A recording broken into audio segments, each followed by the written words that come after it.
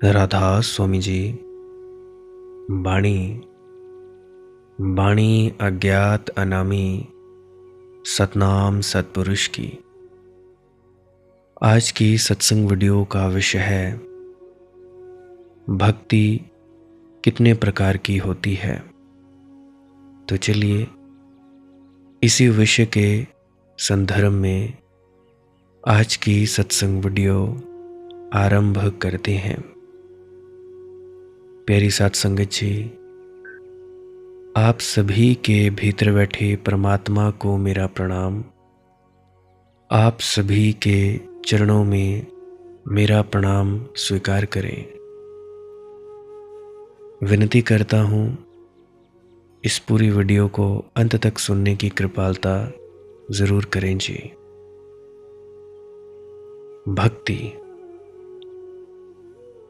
भक्ति तो एक है। महात्मा बुद्ध ने कहा, जैसे सागर को कहीं से भी चखो, खारा है, खारा चखने के बाद स्वाद आएगा, ऐसा ही सत्य भी है। एक स्वाद है, एक रस है। रसो वैसह, परमात्मा रस रूप है। सत चित आनंद है। चिदानंद रूपः शिवोहम शिवोहम। सत्य एक है, फिर भी मुख्य रूप से भक्ति के 3 विभाजन किए गए हैं महर्षि नारद जी द्वारा। पराभक्ति के वे विभाजन नहीं हैं, गौणी भक्ति के विभाजन है। तो पहला जो अंग है, पहला विभाजन है पराभक्ति मुख्य भक्ति। वह तो एक स्वरूप है। फिर गौणी भक्ति, दोयम नीची मनुष्यों के अनुसार। चूंकि मनुष्य 3 प्रकार के हैं, इसलिए स्वभावतः उनकी भक्ति भी 3 प्रकार की ही हो जाती है। जैसे प्रकाश का रंग तो एक ही है, लेकिन कांच के टुकड़े से प्रकाश निकल जाए तो 7 रंगी का हो जाता है। कांच उसे 7 रंगों में बांट देता है, विभाजित कर देता है। ऐसे ही तो इंद्रधनुष बनता है। वर्षा के दिनों में हवा में, वायुमंडल में छोटे छोटे पानी के कण झूलते होते हैं। उन पानी के कणों से निकलती सूरज की किरण 7 हिस्सों में टूट जाती है। तो वर्षा के दिन हो, सूरज निकला हो, इंद्रधनुष बन जाता है। किरण तो एक रंगी है, लेकिन सप्तरंगी हो जाती है। भक्ति तो एक रंगी है, लेकिन मनुष्य 3 तरह के हैं। इसलिए गौण अर्थ में भक्ति 3 तरह की हो जाती है। उन्हें भी समझ लेना जरूरी है, क्योंकि बड़ी बहुमूल्य बातें उनमें छिपी हैं। सत्व, रज, तम, ऐसे 3 मनुष्य के विभाजन हैं। स्वभावतः आदमी जो भी करेगा उसका कृत्य उससे प्रभावित होता है। सात्विक भक्ति करेगा तो सत्व के हस्ताक्षर होंगे। राजसी भक्ति करेगा तो भक्ति में भी राजस गुण समाविष्ट हो जाएगा। तामसी भक्ति करेगा जो, तो तमस से बचा ना सकेगा अपनी भक्ति को। तो ये 3 तरह की भक्तियां। सात्विक भक्ति का क्या अर्थ है? सात्विक भक्ति का अर्थ होता है व्यक्ति पापों के विमोचन के लिए, अंधकार से मुक्त होने के लिए, मृत्यु के पार जाने के लिए भक्ति कर रहा है। भक्ति में आकांक्षा है सात्विक पुरुष की भी, इसलिए वह पराभक्ति नहीं, मतलब चाहत है तो वो पराभक्ति नहीं हो सकती। पराभक्ति में तो कोई भी चाहत या आकांक्षा नहीं है, सत्व की भी नहीं है। पराभक्ति में तो परमात्मा तक को पाने की आकांक्षा भी नहीं है, क्योंकि जहां आकांक्षा है वहां मनुष्य आ गया। तुम्हारी आकांक्षा जरूरी है। तुम्हारी आकांक्षा से जो भी गुजरेगा तुम्हारी आकांक्षा के रूप को ले लेगा। तुम्हारी आकांक्षा उसे विकृत कर देगी, तुम्हारी आकांक्षा उसे शुद्ध कर देगी, उसका कुंवारापन खो जाएगा। आकांक्षा भ्रष्ट करती है। इच्छा, चाहत, जो कि मैं कई वीडियोस में बोल चुका हूं। तो सत्व की आकांक्षा यानी चाहत भी यद्यपि बड़ी ऊंची आकांक्षा है, पर कितनी ही ऊंची हो, गौरी शंकर की चोटी कितनी ही ऊंची हो, ऐसे पृथ्वी से ही रहती है। आकांक्षा के जाल से संबंध बना रहता है। अभी भी मन में कुछ पाने का ख्याल होता है, परमात्मा नहीं, मोक्ष सही, सचखंड सही, लेकिन पाने का ख्याल होता है। और जहां तक पाने का ख्याल है वहां तक संसार है। तुम अगर मोक्ष या सचखंड को भी चाहोगे तो तुम्हारा मोक्ष या सचखंड तुम्हारे संसार का ही फैलाव है। तुम मोक्ष या सचखंड की भी कल्पना क्या करोगे? क्या कर सकते हो कल्पना? तुम्हारे कांच के टुकड़े से, तुम्हारी आकांक्षा के टुकड़े से गुजरकर मोक्ष या सचखंड भी वही न रह जाएगा। तुम सचखंड में भी अगर मांगोगे तो फिर संसार को भी मांग लोगे, थोड़ा सुधार कर, थोड़ा रंग रोगन बदल कर, लेकिन तुमसे ही जुड़ा रहेगा तुम्हारा सचखंड। इसीलिए तो तुम्हारा सचखंड स्वर्ग के रूप में प्रकट होता है, सचखंड के रूप में नहीं। मनुष्य की आकांक्षा से गुजरकर सचखंड पतित हो जाता है, स्वर्ग बन जाता है। स्वर्ग सचखंड का पतन है। स्वर्ग का अर्थ है कि तुमने संसार में जो चाहा था और ना पा सके थे, उसे तुम अब परलोक में चाहते हो। सुंदर स्त्रियां पुरुष चाहे थे, ना मिल सकी, ना मिले, मिली या मिले, सुंदर सिद्ध न हुए। जिन्हें नहीं मिली वे भी तड़प कर मरे, जिन्हें मिली वे भी और भी तड़प कर मरे। सुंदर पुरुष चाहे, ना मिल सके, जो मिला उसी को कुरूप पाया। कई कहते हैं जी मैं इस आदमी का क्या करूं, इस आदमी की मैं कैसे सेवा करूं, तो मिला, कुरूप पाया। जो मिला उसी को क्षुद्र से ग्रसित पाया। आकांक्षा शेष रह गई, भरी ना, मन तड़फता रह गया। प्यास बुझी ना, बहुत घाटों से पानी पिया, लेकिन कोई पानी मन को भाया नहीं, कोई पानी रास ना आया। घाट तो बहुतेरे मिले, लेकिन ऐसा कोई घाट ना मिला कि घन बन जाता। तो तुम्हारे स्वर्ग में अप्सराएं पैदा हो जाएंगी। वह तुम्हारी ही वासना का विस्तार है। तो तुम स्वर्ग में रच लोगे उन स्त्रियों को जो तुम यहां ना पा सके। चूंकि स्वर्ग के सारे मित्र पुरुषों ने बनाए हैं, अप्सराएं हैं।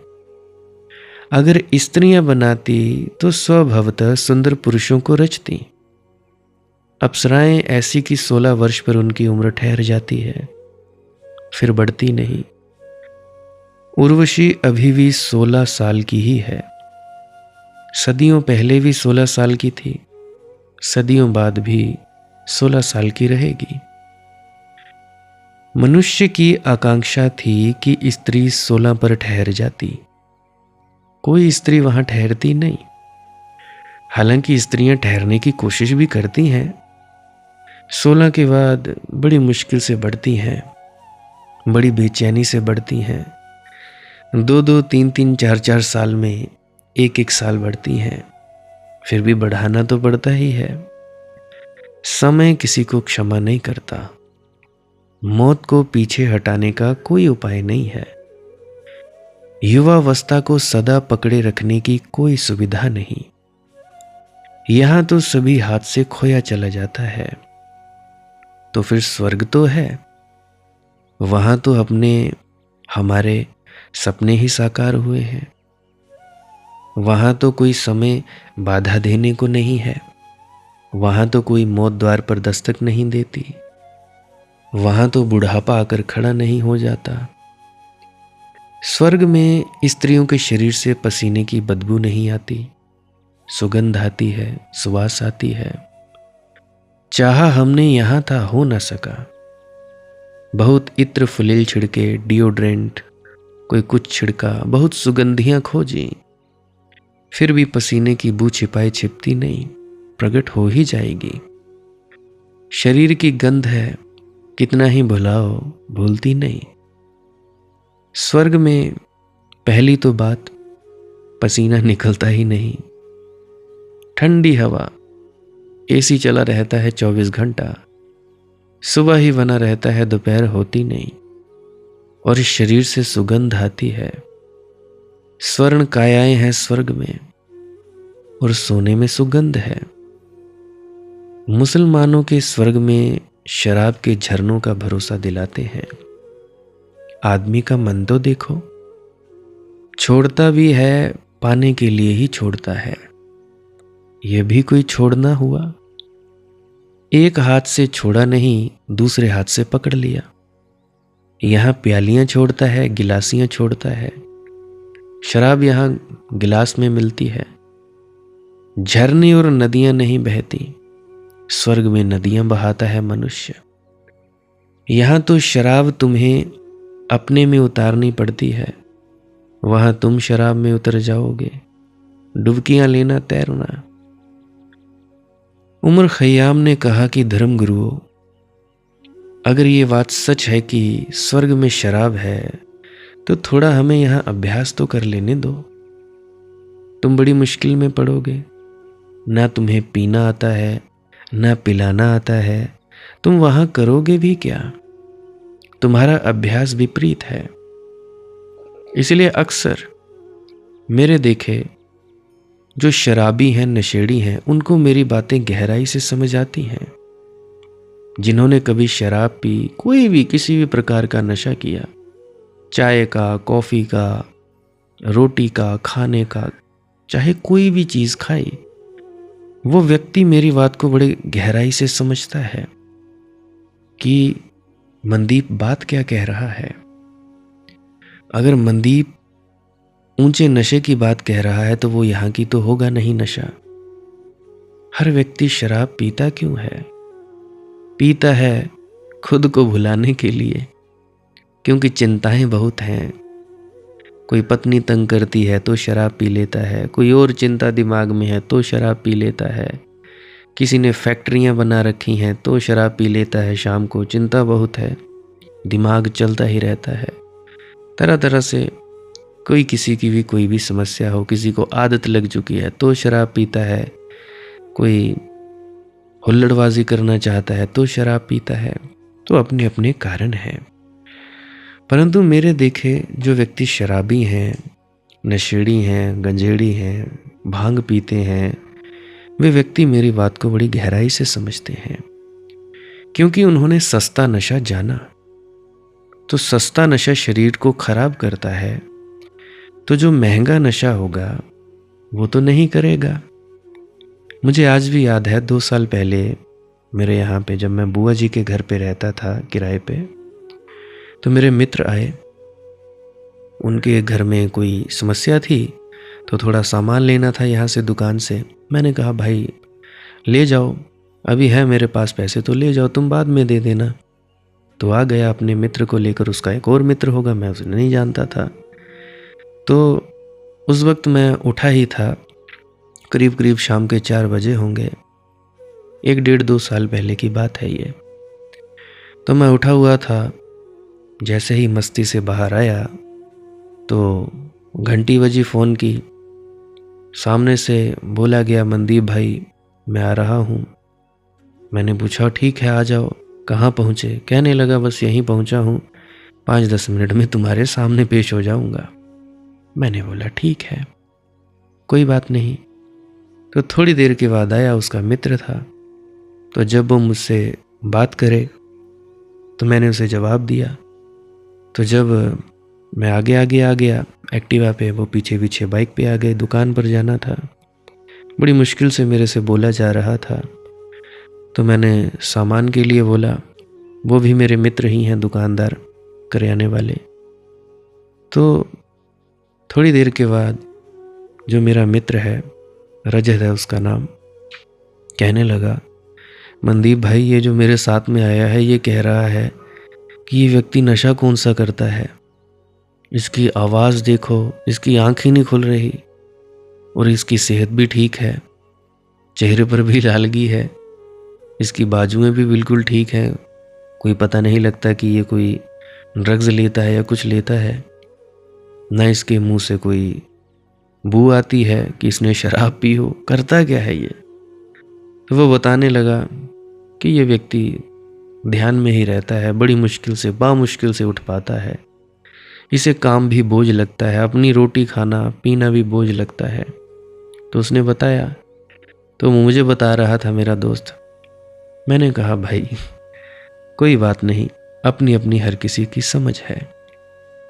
तो कहने का मतलब है महंगी शराब शरीर का कोई नुकसान नहीं, सस्ती, बच्चे खुश, घर वाले खुश, काम धंधा बढ़िया से कर पाओगे और ज़्यादा होशपूर्वक कर पाओगे, क्योंकि मस्ती और आनंद ही इतना है।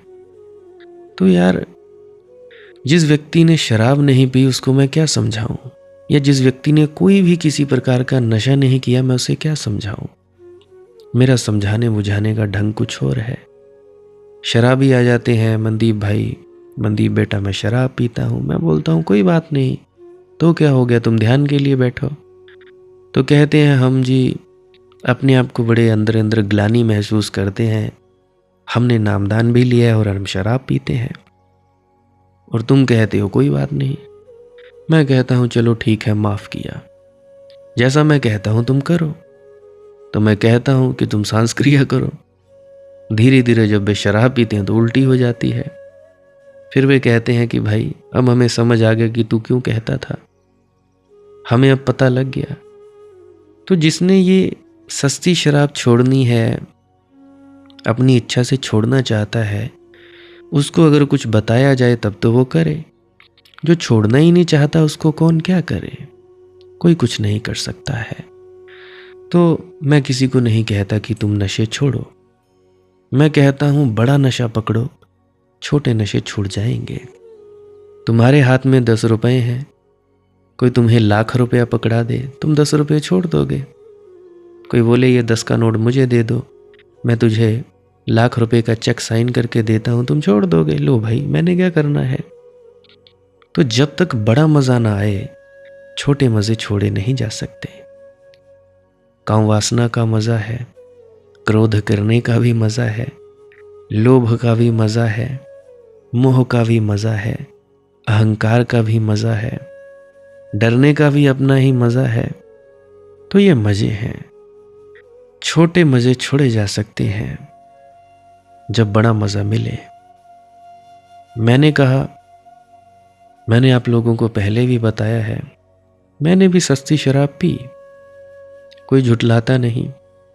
परंतु जब असली शराब मिली, जिसका कोई साइड इफेक्ट नहीं, घर से बाहर नहीं जाना पड़ता, कोई दिक्कत परेशानी नहीं, छुपना नहीं पड़ता, एकांत में बैठ गए और डूब गए, बस मस्ती और आनंद में डूबते रहते हैं। बाकी जिनका शरीर दुरुस्त है वो सांस क्रिया योग किया करें, जो मैं वीडियो के अंत में बताता हूँ। और अगर किसी को कोरोना के टीकों का साइड इफेक्ट है, कोई दिक्कत है, तो वो व्यक्ति धीरे धीरे सांस क्रिया योग करे शुद्ध आयु में, उससे उनका भी डिफेक्ट जो है वो ख़त्म हो जाएगा। तो ये जो क्रिया योग है, सांस क्रिया योग, ये मुझे बताई थी बाबा जी विजय वत्स ने। उन्होंने मुझे बताई, मुझे क्या बताई, कईयों को बताते हैं, उनका भी एक यूट्यूब चैनल है, तो मुझे भी बताने में कोई गुरेज है नहीं, कोई दिक्कत परेशानी है नहीं, तो तुम लोग भी कर लिया करो। तो मैं बात कर रहा था उमर खयाम की। उमर खयाम ने कहा कि भाई, ना तुम्हें पीना आता है, ना पिलाना आता है, अभ्यास तो तुम्हें हुआ नहीं। तो उमर खयाम ने ठीक ही मजाक की है। देखिए, उमर खयाम एक सूफी संत थे, कोई शराबी नहीं। शराब तो उसका प्रतीक है परमात्मा के लिए। वह ये कह रहा है कि अगर परमात्मा उस लोक में मिलता है तो हमें उसका स्वाद यही लेने का अभ्यास करना होगा। अगर यहाँ अभ्यास ना किया तो वहाँ पहुँचकर भी उसका स्वाद नहीं ले सकोगे, भोग ना कर सकोगे। छोड़ो वहाँ की फिक्र, यहाँ उसके स्वाद में रमो। तब जब उसके झरने बहने लगे तो तुम डुबकी भी ले सको। अगर यहाँ डरे शराब से, हाथ पैर कंपे, तौबा तौबा करते रहे, तो वहाँ जब झरना देखोगे, वहाँ तो तुम्हारे प्राण ही सूख जाएंगे, तुम्हें तो जगह ना मिलेगी बचने की। लेकिन शराब छोड़ी है यहाँ बड़े बेमन से, इसलिए स्वर्ग में उसका इंतजाम कर लिया है। हिंदुओं ने कल्प वृक्ष बना रखा है स्वर्ग में। यहाँ जो जो नहीं मिलता सब कल्प वृक्ष के नीचे मिल जाएगा। कल्प वृक्ष का अर्थ ही ये होता है कि उसके नीचे बैठने से ही वासना पूरी हो जाती है। वासना पूरी करने को कोई कृत्य नहीं करना पड़ता। यहाँ संसार में तो बड़ा दौड़ो, फिर भी नहीं पहुँचते। ये हमारा अनुभव है सभी का। कितना श्रम करो फिर भी फल के हाथ लगता है, राख रह जाती है हाथ में। सिकंदर भी खाली हाथ मरते हैं, धूल भरी रह जाती है मुंह में। कब्र प्रतीक्षा कर रही है। कितने ही दौड़ो, कितनी ही चेष्टा करो, अंततः कब्र में ही गिर जाते हो। छोटे गिरते वहीं, बड़े गिरते वहीं, भिखारी और सम्राट गिरते वहीं, गरीब और अमीर गिरते वहीं, ज्ञानी और मूर्ख गिरते वहीं, सब मौत में गिर जाते हैं, सब धूल दूसरित हो जाते हैं। कितना श्रम करो, मिलता क्या है? ये हमारा संसार का अनुभव है। तो हमने स्वर्ग में कल्प वृक्ष बनाया, वहां मेहनत नहीं करनी पड़ती। इधर तुमने सोचा, उधर पूरा हुआ। सोचने और पूरे होने में क्षण का भी फासला नहीं होता। इधर उठा भाव, उधर फल हुआ। जीवन का अनुभव यह है कि जिंदगी भर भाव करो, दौड़ो, श्रम करो, उपाय करो, आयोजन करो, सब निष्फल। इसके विपरीत हमने स्वर्ग में कल्प वृक्ष बनाए। कुछ भी ना करो, सिर्फ सपना उठे, सिर्फ लकीर उठे भाव की। इधर भाव उठ नहीं पाया, तुम जान भी ना पाओगे, तुम जाग भी ना पाओगे कि भाव उठा, कि बाहर फल उपस्थित हो जाएगा। यह संसारिक मन की ही आकांक्षा है। इसलिए सारी दुनिया के अलग अलग स्वर्ग हैं, क्योंकि हर मुल्क के रहने वालों के जीवन के दुख सुख के अनुभव अलग हैं। अब तिब्बत का स्वर्ग, तिब्बत का स्वर्ग सूर्य प्रदीप्त है, रोशनी ही रोशनी है, उत्तप्त है, क्योंकि तिब्बत बर्फ की पीड़ा से पीड़ित है। हिंदुओं का स्वर्ग शीतल बहार, सुबह की ठंडी हवा, वातानुकूलित। हिंदू परेशान है सूरज से। आग वगैरह का इंतजाम तो नरक में किया है दूसरों के लिए। स्वभावतः जो हमारा दुख है यहाँ, वह हमने नरक में, और जो हमने चाहा था, जो सुख था, हमारी कामना थी, उसे हमने स्वर्ग में निर्मित कर लिया। तो स्वर्ग तुम्हारी कामना है, तुम्हारी चाहत की कल्पना है, तुम्हारी चाह का काव्य है, तुम्हारा रोमांस है। नरक तुम्हारी पीड़ा का इकट्ठा जोड़, तुमने बांट दिया। सारी पीड़ा नरक में रख दी और सारे सुख स्वर्ग में रख दिए, और बिना ये जाने कि सुख और दुख एक ही सिक्के के दो पहलू हैं, अलग अलग होते ही नहीं। सुंदर स्त्री में ही कुरूप स्त्री छिपी होती है, सुंदर पुरुष में ही कुरूप छिपा है। जीवन में ही मौत खड़ी है, जवानी में ही बुढ़ापा झांक रहा है। जरा गौर से देखो तो जवानी में ही तुम्हें बुढ़ापा झांकता हुआ दिखाई पड़ जाएगा। ठेठ भरी जवानी में तुम्हें झुकी कमर, हाथ में लकड़ी टेकता हुआ बूढ़ा दिखाई पड़ जाएगा। जरा गौर से देखो, सुंदरतम देह में तुम्हें अस्थि कंगाल दिखाई पड़ जाएंगे। जरा गौर से देखो, जहां तुम्हें यौवन की विवाह दिखाई पड़ती है, वहीं तुम्हें चिता की लपटें दिखाई पड़ जाएंगी। थोड़ी गहरी आंख चाहिए, जरा देखने की गहराई चाहिए बस। सुख और दुख अलग नहीं किए जा सकते। संसार के सुख और दुख सम्मिलित हैं। मनुष्य के तर्क ने, विचार ने सुख को अलग करके स्वर्ग बना लिया, दुख को अलग करके नरक बना लिया।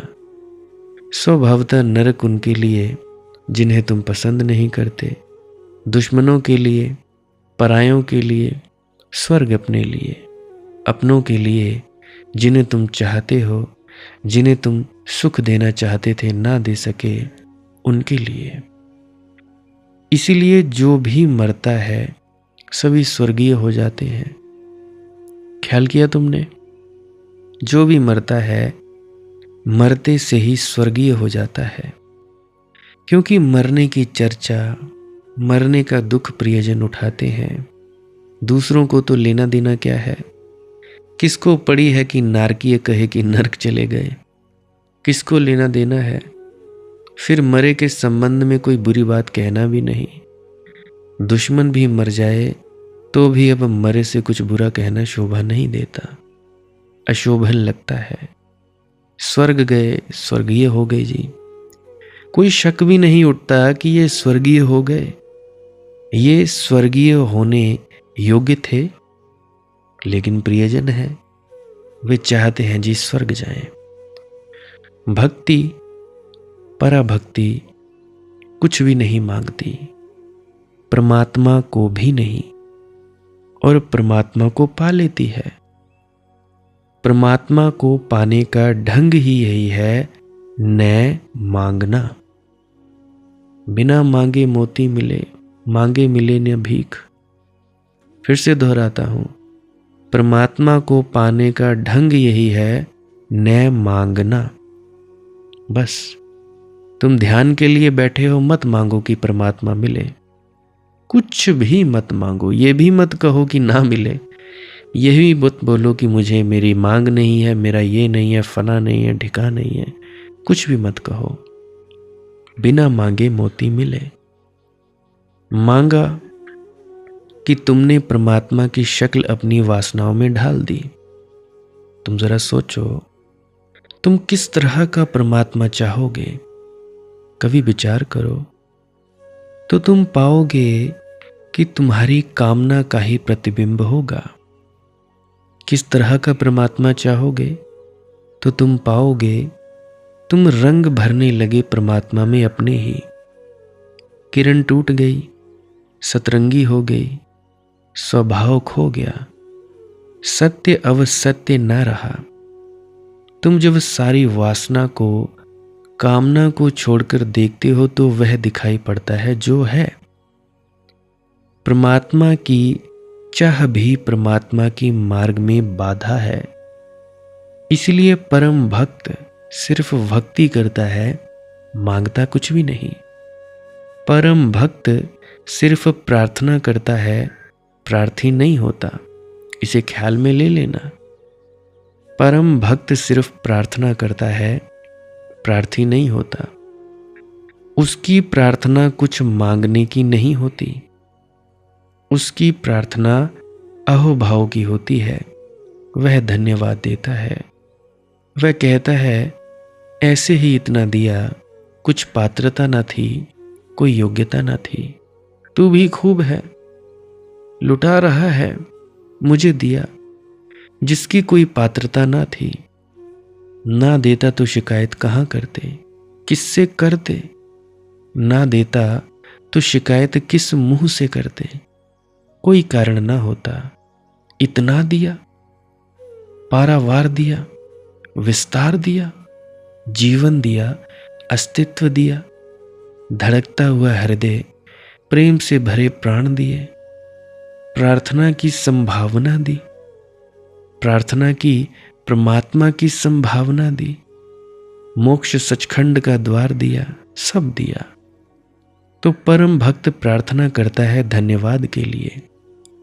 उसकी प्रार्थना अहोभाव है, उसकी प्रार्थना कृतज्ञता का उच्छ्वास है। वह मंदिर में धन्यवाद देने जाता है कि तेरी बड़ी कृपा है, तेरी बड़ी अनुकंपा है, तेरे जैसा औघड़दानी नहीं देखा। लेकिन यह पराभक्ति है, और ऐसा भक्त भगवान को पा लेता है।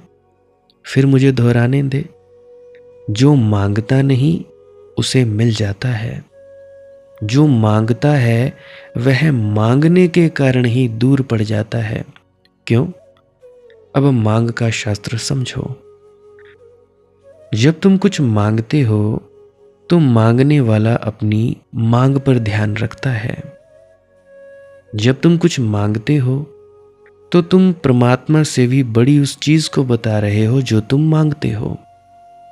अगर तुम मंदिर में गए और तुमने कहा कि जी स्वर्ग मिल जाए, हे प्रभु बहुत दुख पा लिया, अब दुख ना दे, अब तो सुख की छाया दे, मुझे सचखंड में प्रवेश दिला दे, तो तुम ये कह रहे हो अगर तुम मेरे सामने तुझे पाने और स्वर्ग को पाने का विकल्प हो तो मैं स्वर्ग चुनता हूं। तुम ये कह रहे हो कि तेरा हम उपाय की तरह उपयोग कर लेंगे, साधन की तरह, क्योंकि तेरे बिना मिलेगा नहीं। अपने किए तो कर लिया बहुत, कुछ पाया नहीं, अब तेरा सहारा ले लेते हैं। ऐसे तो भीतर मजबूरी है कि चाहा तो यही था कि अपने ही हाथ से पा लेते, नहीं मिल सका, चलो ठीक मांग लेते हैं, तेरी खुशामद कर लेते हैं, तेरी स्तुति कर लेते हैं। तो यह एक तरह की रिश्वत है, यह एक तरह का फुसलावा है कि चलो तुझे राजी कर लें। तेरे हाथ मेघ हैं लेकिन भीतर बेचैनी है, और जो तुम मांगते हो वह बताता है। मैंने सुना है एक सम्राट युद्ध से घर वापस लौटता था, उसकी 1000 रानियां थीं। उसने खबर भेजी कि मैं क्या ले आऊं तुम्हारे लिए। किसी ने कहा हीरों का हार ले आना, किसी ने कहा उस देश में कस्तूरी मृग की गंध मिलती है वह ले आना, किसी ने कहा वहाँ के रेशम का कोई मुकाबला नहीं तो रेशम की साड़ी ले आना। ऐसे बहुत लोगों ने बहुत कुछ मांगा। सिर्फ एक पत्नी ने कहा तुम घर आ जाओ, तुम बहुत हो।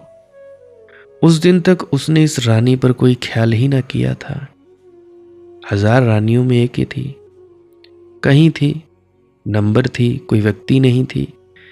लेकिन घर लौटा तो उसे पटरानी बना दिया। और रानियों ने कहा, ये क्या हुआ, किस कारण? उसने कहा, इसने अकेले कहा कि तुम घर आ जाओ और कुछ नहीं चाहिए।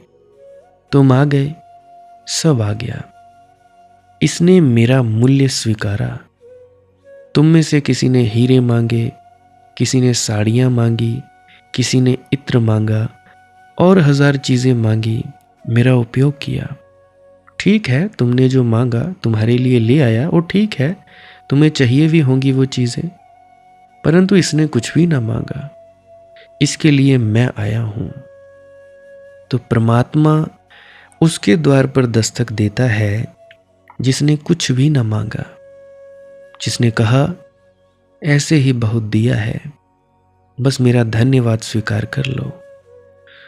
तो पराभक्ति तो धन्यवाद है, उसकी हम बात छोड़ें, वह तो अत्यंतिक है। लेकिन मनुष्यों में तो सात्विक मनुष्य है। वह कहता है, छुटकारा हो जाए जी संसार से, पाप से मुक्ति मिले, अंधकार में बहुत जी लिए, प्रकाश चाहिए प्रभु, तमसो माँ ज्योतिर्गमय, मृत्योर माँ अमृतम गमय। अब मृत्यु से मुझे अमृत की तरफ ले चलो, अस्तो माँ सद्गमय, असत्य से मुझे सत्य की तरफ ले चलो। बड़ी सात्विक पुकार है। आदमी कल्पना कर सके उसकी आखिरी ऊंचाई है। और क्या तुम कल्पना करोगे? उसके पार तो कल्पना के पंख कट जाते हैं। उसके पार तो शून्य का विराट आकाश है। उसके बाद तो परमात्मा ही है। यह सत्पुरुष की आकांक्षा है, सात्विक भक्ति। मगर इसको गौणी भक्ति कहा गया है। याद रखना, यह मुख्य नहीं है, यह परा नहीं है, यह कोई आखिरी बात नहीं है। फिर उससे नीचे भक्ति है राजसी भक्ति। तुम मांगते हो बड़ा राज्य मिल जाए, सत्कार मिले, सम्मान मिले, राष्ट्रपति हो जाओ कि प्रधानमंत्री हो जाओ, कि चुनाव में लड़ते हो तो मंदिर जाते हो या किसी कहीं भी दिख जाते हो। दिल्ली के सभी राजनेताओं के गुरु हैं। जैसे ही चुनाव जीते भूल जाते हैं ये बात दूसरी, मगर हारे के गुरु के पास पहुंच जाते हैं। यश मिले, कीर्ति मिले, धन मिले, पद मिले, यह राजसी मन का लक्षण है। अहंकार की तृप्ति हो, अस्मिता बढ़े, मैं कुछ हो जाऊं, फिर किसी भी रूप में मांगते हो।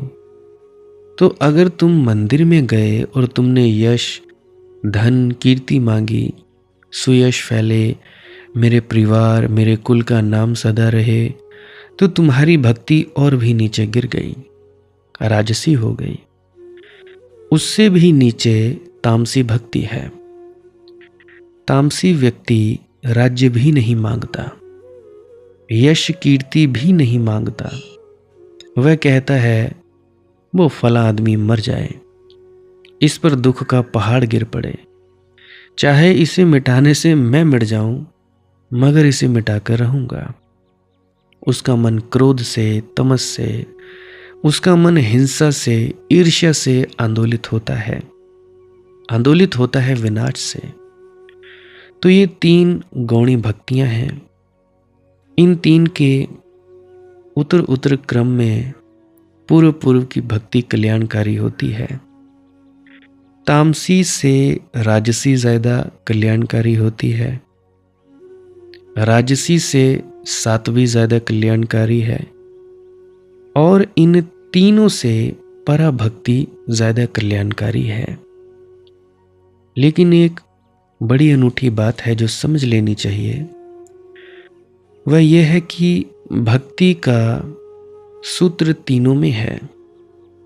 क्योंकि ऐसे तामसी व्यक्ति भी हैं तो सीधा छुरा मार आएंगे, जो भगवान के मंदिर न जाएंगे, पूछने की आज्ञा है कि इस आदमी को मिटाना है, जो मिटा ही देंगे, जो भगवान को बीच में भी नहीं ना लाएंगे, इस बुरे काम के लिए भी बीच में ना लेंगे, भले काम की तो बात दूर।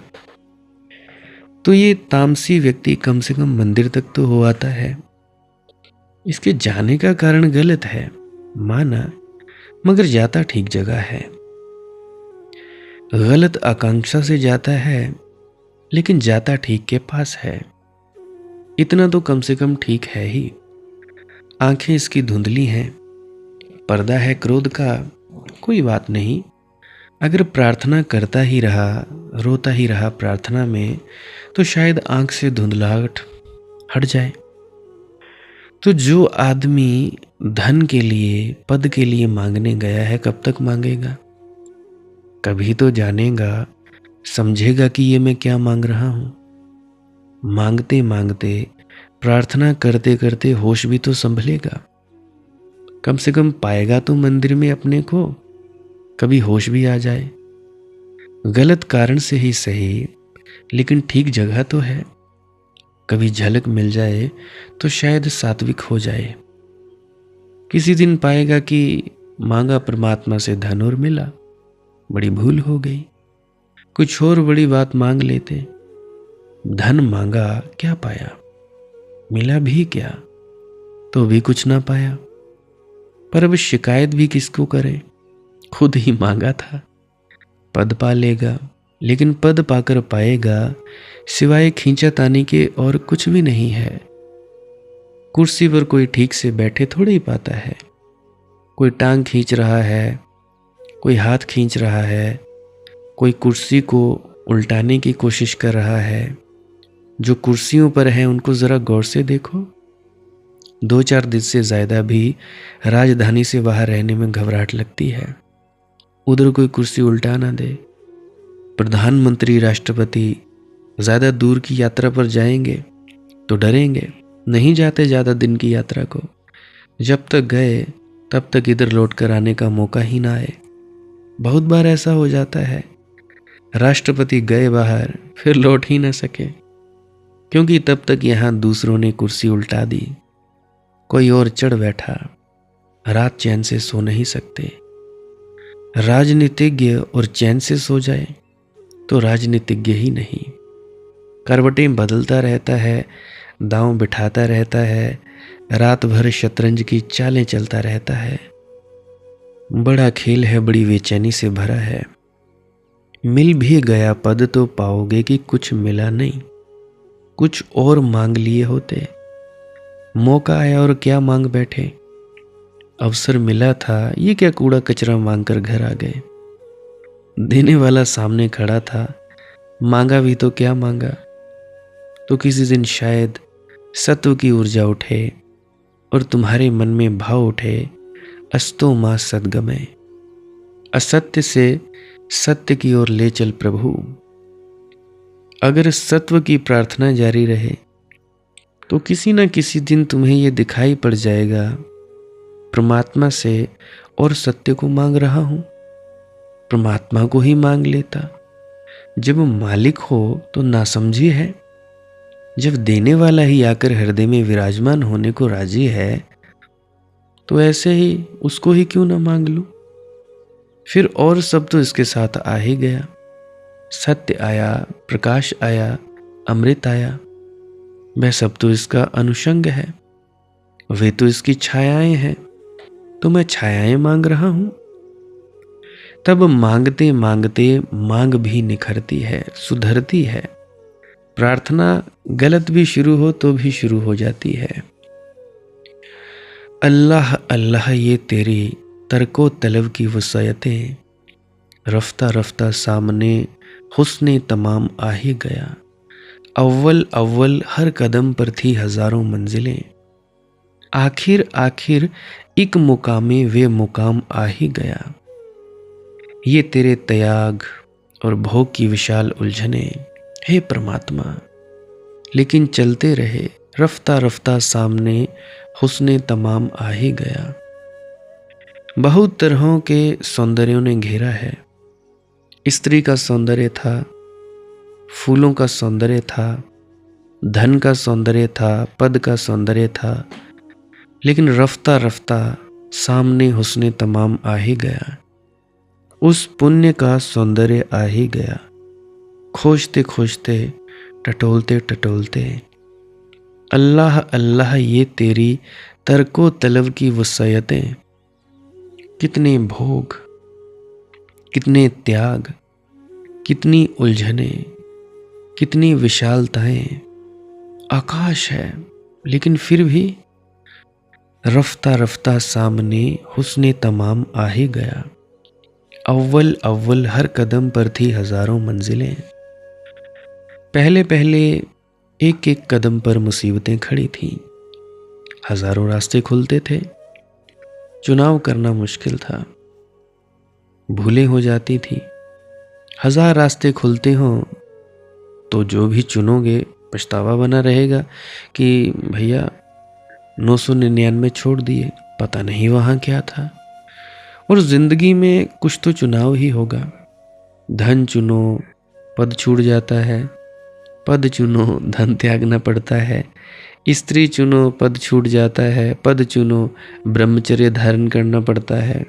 कुछ ना कुछ झंझट खड़ी रहती है। एक चुनो, दूसरा छूटता है। दूसरा चुनो, एक छूटता है। और मन में ये पछतावा बना ही रहता है कि पता नहीं दूसरा विकल्प कहीं ज्यादा सुंदर हुआ होता तो। इसलिए मैं ऐसा आदमी नहीं पाता जो सुखी हो, क्योंकि 999 विकल्प सभी ने छोड़े हैं। एक चुनोगे तो 999 छूट जाते हैं। राजनीतिज्ञ आता है, वह कहता है जी कहाँ की झंझट में पड़ गया, इससे तो थोड़ा धन कमा लेते। क्योंकि राजनीतिज्ञ को सदा जिसके पास धन है उसके पैर दबाने पड़ते हैं, उसे पीड़ा बनी रहती है। धनपति आता है, वह कहता है इतनी मेहनत से धन कमाया, इससे तो इतनी मेहनत में तो राष्ट्रपति या प्रधानमंत्री हो गए होते। इन लुच्चे लफंगों की जाकर खुशामद करनी पड़ती है। लाइसेंस चाहिए, ये चाहिए जी, वह चाहिए। जिसको देखो वही दुखी है, क्योंकि तुम कुछ भी पाओगे वह पाना किसी कीमत पर होगा, और वह कीमत तुम्हें चुकानी पड़ेगी। यहां मुफ्त तो कुछ मिलता नहीं। एक चुनो, 999 की कीमत चुकानी पड़ती है। रास्ते पर खड़े हो, हजार रास्ते खुलते हैं, तुम एक पर ही जा सकते हो। मन में यह बात तुम भूलोगे कैसे कि कहीं 999 रास्तों पर कोई मंजिल पर ले जाने वाला रास्ता न रह गया हो। और जब तुम कहीं भी ना पहुंचोगे तब तो पछताओगे निश्चित ही कि रास्ता तो गलत चुन लिया मैंने। और चाहे ठीक ना हो, एक बात तो पक्की हो जाएगी कि यह गलत है। सब पछता रहे हैं, लेकिन धीरे धीरे जब टटोलता ही रहता है व्यक्ति, तो वह मंजिल आ जाती है। और आखिरी मंजिल है वह मुकाम जिसके पार फिर कोई और मंजिल नहीं है, जो आखिरी है, जिससे कि फिर कोई रास्ता नहीं खुलता, जिसमें पहुंचे कि पहुंचे, जिसमें डूबे कि डूबे, जिसमें खोए तो खोए, जैसे सागर में सरिता खो जाती है। अन्य सब की अपेक्षा योग है, तंत्र है, ज्ञान है, तप है, त्याग है, सबकी अपेक्षा भक्ति सुलभ है। क्यों? सुलभता क्या है भक्ति की? क्यों आसान है भक्ति? आखिर ऐसा क्या कारण है कि भक्ति सबसे आसान और सबसे तेज रास्ता है?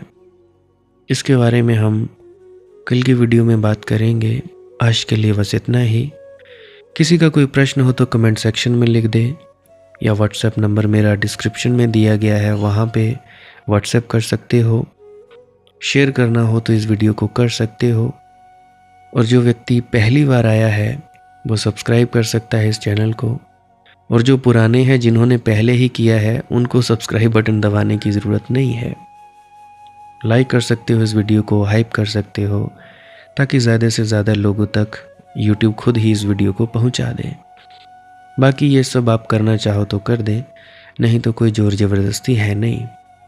भजन सिमरन क्या है, श्वास क्रिया क्या है, इसके बारे में जानना चाहते हो तो अभी मैं वो क्लिप लगाए देने वाला हूँ। कृपया आप जी उस क्लिप को सुनकर अवश्य जाइएगा। मैं आपका बहुत बहुत आभारी रहूँगा अगर आपने इस क्लिप को सुना। भजन सिमरन क्या है? भजन और सिमरन दो अंग है। सिमरन है कुछ शब्दों का जाप करना जो आपको आपके सद्गुरु द्वारा बताए जाते हैं। कोई भी जाप हो सकता है, कोई भी शब्द हो सकते हैं। करना क्या है, किसी कमरे में बैठ जाइए, या रात को बैठ सकते हैं, सुबह बैठ सकते हैं, या जब भी आपको फुर्सत के लम्हे मिले बैठ सकते हैं। तो जब बैठें तो शरीर को बिना हिलाए डुलाए बैठना है। जो बैठ नहीं सकता तो वो लेट जाए, जो चौकड़ी नहीं मार सकता वो टांगे सीधी कर ले। कोशिश ये रहनी चाहिए कि ज़्यादा से ज़्यादा वक्त शरीर को बिना हिलाए डुलाए बैठा जाए। उसके बाद अपने शब्दों का जाप शुरू कर दें। आंख बंद रखें, आंखों पर ज़्यादा जोर नहीं लगाना है, कोई कष्ट नहीं देना है, नहीं तो सर में दर्द होगा और फिर आप लोगों को परेशानी हो सकती है। तो आपने क्या करना है, चुपचाप शांत होकर बैठे रहना है, शब्दों का जाप शुरू कर देना है। जितनी देर भी आप करना चाहो, आधा घंटा, पौना घंटा, 10 मिनट, 15 मिनट, या जितनी भी आपको आपके सद्गुरु द्वारा दिया गया निर्देश है, जितना निर्देश है उसका पालन कीजिए। और उसके बाद दूसरा स्टेप करना बड़ा ही ज़्यादा ज़रूरी है। वो क्या है, वो उसी अवस्था में बैठे रहें या आसन भी बदल सकते हैं। ये जो शब्दों का जाप होता है ये एकाग्रता के लिए होता है, ताकि मन की एकाग्रता आ जाए। और जब मन की एकाग्रता आ जाए फिर दूसरा कदम क्या है, धुन सुनने के लिए बैठना। चुपचाप बैठे रहें, आंख बंद है, शब्दों का जाप बंद कर देना है। और अगर कोई भी आपके गुरु महाराज है, उनको आप स्मरण कर रहे थे, याद कर रहे थे, आंखों के सामने शक्ल ला रहे थे, तो उसको लाना बंद कर दीजिए। शब्द धुन सुन रही है तो सुनते रहिए, आंख बंद करके अंधेरे में ही टिके रहें। टिके रहना है और ये इच्छा नहीं करनी है कि कुछ दिखे, कहीं पहुंचा जाए, परमात्मा को पाना है, ये करना है, वो करना है। याद रखें, ना कुछ समझना है, ना कुछ देखना है। ऐसे ही अज्ञानी होकर इसी अंधेरे में पड़े रहें। इसी अंधेरे में पड़े रहना है बस।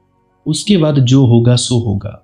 और अगर कोई अनुभव हो भी गया तो इससे ये नहीं कि अगली बार फिर से कामना करनी है कि ये वैसे ही हो। कामना ही सबसे बड़ी अड़चन है, इच्छा ही सबसे बड़ी अड़चन है, किसी चीज की तृष्णा करना ही सबसे बड़ी अड़चन है, मांग ही वासना है। अगर परमात्मा चाहिए तो कुछ नहीं मांगना है, चुपचाप बस बैठो, अपने आराम में बैठो, अपने विश्राम में बैठो। धीरे धीरे धीरे वो होगा जो होना चाहिए। अगर मैं ज़्यादा बोलूँगा तो आप लोग फिर से उसकी कल्पना कर लोगे कि जी ऐसा होता है, खंड ब्रह्मांड ऐसे होते हैं, चांद तारे दिखेंगे, फलाना ढिकाना। तो मैं ऐसा नहीं कहूँगा, मैं बस इतना कहूँगा, जो कुछ दिखता है, कुछ भी दिख जाए, वो मन है, वो माया है। जो नहीं दिखता वही आत्मा है, वही आत्मा में होना है। अब जैसा कि तुम लोग इसी अंधेरे में टिके रहोगे, टिके रहोगे, टिके रहोगे, तो कुछ दिनों के बाद या महीनों के बाद एक प्रकाश आएगा। वो प्रकाश पूरे शरीर में फैलता जाएगा और धीरे धीरे तुम इस प्रकाश के सहारे अपने आप में स्थित होगे। अब देखो, इस प्रकाश को देखने वाले भी तुम हो और इस शब्द धुन को सुनने वाले भी तुम हो। अब जो ये शब्द धुन को सुनता है और प्रकाश को देखता है, ये तुम हो। तो अपने आप में स्थित होना है, अपने आप को जानना ही सच्चा आत्मज्ञान है। खुद को जानना, खुद को जान लिया, मालिक को फिर जान जाओगे। तो इतनी सी प्रक्रिया है। और आगे आप श्वास क्रिया भी कर सकते हो। ये मुझे बताई गई थी विजय शर्मा जी द्वारा। वो एक उच्च कोटि के संत हैं, तो उन्होंने मुझे बताई, अब मेरा फर्ज बनता है कि आप सभी को बताऊं। वैसे तो मैं रोज रोज बताता हूं, फिर भी आज फिर से बता रहा हूं। श्वास क्रिया क्या है, नाक से सांस लेना है, मुंह से छोड़ना है। लंबा सांस लेना है नाक से और मुंह से छोड़ देना है। 15 मिनट करें, 20 मिनट करें, आधा पौना घंटा, जितनी देर भी आप कर सकते हो करें। करने के बाद करना कुछ नहीं है, चुपचाप आंख बंद करके बैठ जाना है। लेट सकते हो तो लेट सकते हैं, वो आपकी अपनी इच्छा है। नींद आ जाए तो सो जाना है, तो शरीर को कष्ट नहीं देना है। अगर सर घूमे घूमने देना है, अगर आपका शरीर कांपे तो कांपने देना है। उसकी आपने दिक्कत, परेशानी और चिंता नहीं लेनी है, ये सब होता ही है। और मरने से डर लगे तब भी नहीं डरना है, ये होता ही है। क्या कहा मैंने, 15 से 20 मिनट कर सकते हैं, उसके बाद चुपचाप बैठें और अपने भीतर अपने आप उतर जाओगे। ठीक है जी।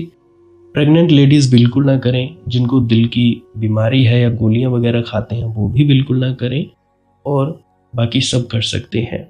जिनको नींद नहीं आती वो अवश्य करें, और जिनको थोड़ा डिप्रेशन रहता है वो भी अवश्य करें, और जिनके बच्चे थोड़ी पढ़ाई में कमज़ोर हैं वो भी ज़रूर करें।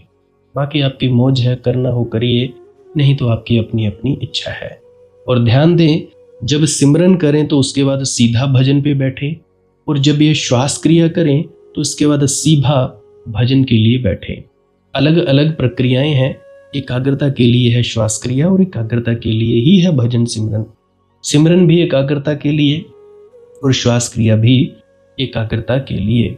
ठीक है, मिक्स नहीं करना है, अलग अलग करिए। अगर श्वास क्रिया करी तो उसके बाद सीधा धुन सुनने पर बैठें। अगर सिमरन के शब्दों का जाप किया उसके बाद फिर से धुन सुनने पर बैठें। बाकी आपकी अपनी मौज है, जो आपको रुचे वो कर सकते हो। अगर धुन सुनने लगे तो धुन सुनने पर ही डायरेक्ट बैठा जाए, परंतु श्वास क्रिया मत छोड़ना, क्योंकि श्वास क्रिया करने से शारीरिक, मानसिक और आध्यात्मिक लाभ मिलता है। बाकी आप कीजिए, आपकी मौज है। राधा स्वामी जी।